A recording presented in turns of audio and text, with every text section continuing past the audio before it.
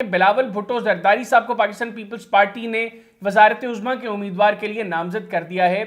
چند ہفتے قبل آصف علی زرداری صاحب نے ایک انٹرویو میں کہا تھا کہ بلاول بھٹو زرداری صاحب کی ابھی وہ انڈرسٹینڈنگ نہیں ڈیولپ ہوئی، ابھی وہ انڈر ٹریننگ ہیں۔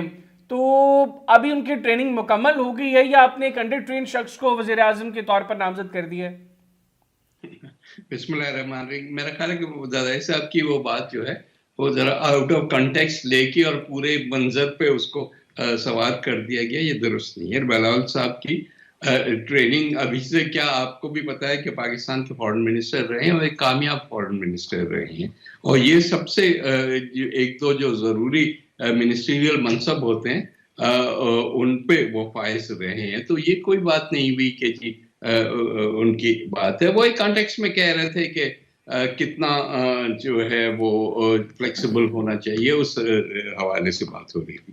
وہ فارن منسٹری کامیابی سے چلا رہے تھے، بلکہ جب ہماری اوور آل پالیسی میکنگ ہے اس کے بھی انچارج وہی ہیں، تو چاہے وہ کلائمیٹ ہو، چاہے وہ کامرس ہو، چاہے وہ اور بھی جو چیزیں جو پیپلز پارٹی کے حوالے سے تھی، ان سب میں جو ہے وہ ان کی گائیڈنس اور انپٹ ہوتا تھا۔ عمر میں ضرور وہ ہم سے چھوٹے ہیں، لیکن ان کی ٹریننگ شروع سے لے کے پہلے ان کی والدہ کے ہاتھوں اور پھر پارٹی میں بھی آ کے ایک جو لیڈرشپ رول ان کو ملا، اس میں وہ اچھا خاصا ٹرین ہو چکے ہیں۔ بہت ظاہر ہے باقی تو انسان آخری دن تک بھی سیکھتا رہتا ہے، اور جو کہ ہم سب کرتے ہیں، تو ہی از فلی پریپیئرڈ فار اٹ۔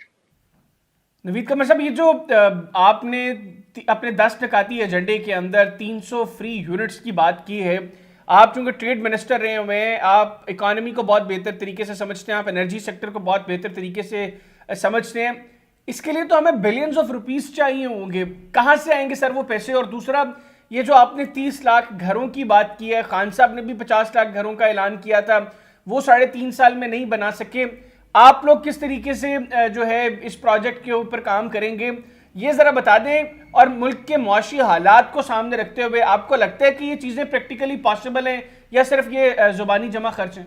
دیکھیں، یہ 10 پوائنٹس کا جو پورا ایجنڈا ہے اس میں سے کوئی بھی ایسی چیز نہیں ہے جو کہ کسی آسمانی صحیفے کے حساب سے اوپر سے منو سلوا آئے گا اور ہم یہ سب کچھ کر دیں گے۔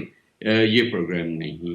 اگر ہم بات کرتے ہیں فار ایگزامپل جو چھوٹے سے چھوٹے کنزیومر ہے ان کو بجلی دینے کے، تو ایک پورا پروگرام ہے۔ یہ بیسڈ ہے آلٹرنیٹ انرجی پہ، پرٹیکولرلی سولر پہ، کہ اس وقت ہمارا زیادہ تر جو بجلی جاتی ہے وہ جو ہے پلفر ہوتی ہے، یا چوری ہوتی ہے، یا لائن لاسز میں جاتی ہے، یا اس کی ریکوری نہیں ہوتی۔ تو یہ جو اتنا بڑا سیکولر ڈیٹ ہے جو کہ کھربوں میں ہے اس وقت، اس سب کو ختم کرنے کا ایک ہی طریقہ ہے کہ ہم لوکلائزڈ جو ہے آلٹرنیٹ انرجی دیں، اور وہیں پہ لوکل ایریا گرڈ پہ یا ایون انڈیویجول لیول پہ، اور اس میں پرائیویٹ سیکٹر انوالو ہوگا۔ یہ صرف یہ نہیں ہے۔ یہ آپ کو ایک پیرالل اس کا میں دے دوں کہ جیسے ٹیلی فون ایک زمانے میں بہت بڑا ایک تھا کہ جی سفارشوں سے ممبرز کو ہمیں S M N S 5 phone ملتے تھے کوٹا میں۔ آج ٹیلی فون کی کمپنیاں جو ہیں وہ آپ کے پیچھے پڑی ہوتی ہیں کہ آپ ہم سے ٹیلی فون لے لیں، کنیکشن لے لیں وغیرہ وغیرہ، اتنے اشتہار دیتے ہیں۔ تو پورے چیز کو ڈی ریگولیٹ کر کے اور اس میں پرائیویٹ سیکٹر انوالو کر کے، اور پھر یہ سلوشن ہے، یہ کوئی ہوائی سلوشن نہیں ہے۔ اچھا سر، یہ جو آپ آلٹرنیٹیوز کا آپ نے ذکر کیا، آپ نے سولر انرجی کی بات کی، اس کے لیے تو ہمیں یقینی طور پر پھر سولر پارکس بنانے پڑیں گے، اور اگر ہمارے کنزیومرز دیکھیں تو وہ سینکڑوں میں نہیں ہے، لاکھوں میں ہیں، ان کے لیے ہمیں اربوں خربوں روپے کی ضرورت ہوگی۔ سر یہ کس طریقے سے پاسبل ہوگا؟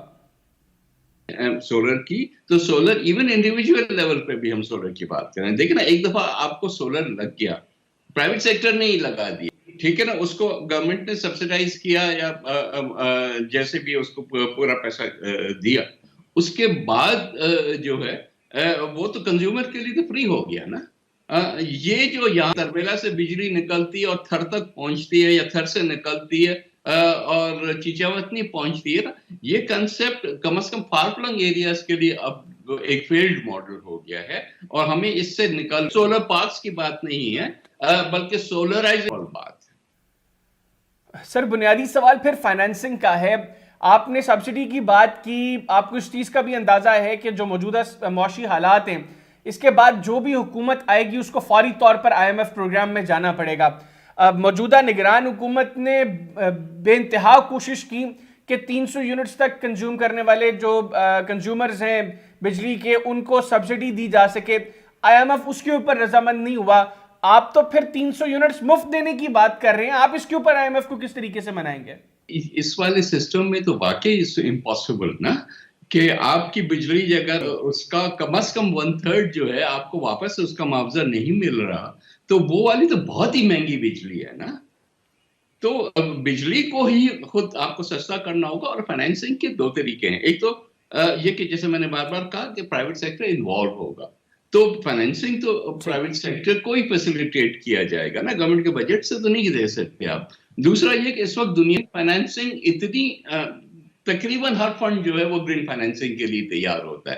اگر ہم ان قسم کے سورسز کو ٹیپ نہیں کریں گے تو پھر ہم یہاں گروتھ کیسے کر سکیں گے. سو ظاہر one has to be creative, لیکن یہ ساری چیزیں جو ہیں وہ سوچی گئی ہیں try to the if not to the last detail, at least to quite a significant وہ